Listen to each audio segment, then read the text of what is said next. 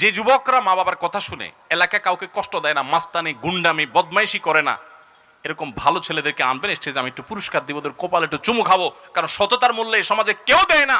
এই স্টেজ মসজিদের মেম্বার যদি না দেয় তো আল্লাহর জমিন থেকে সততা ধুয়ে মুছে চলে যাবে।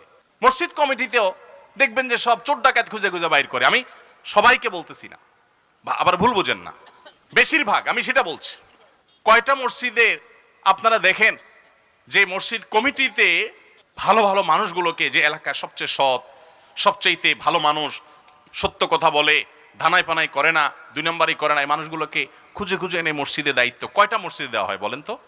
নাই। কারণ আমরা সবাই চাই, আমরা হুজুররাও চাই যে মসজিদটা চকচক করুক, আমার কমিটির লোকজন চোর ডাকাত যাই হোক মসজিদ যেন চকচক করে। এটা কি ইসলাম? এটা ইসলাম না। আমার মাহফিলের চকচকের চাইতে গুরুত্বপূর্ণ হলো আমরা যেন সৎ হতে পারি। তো সৎ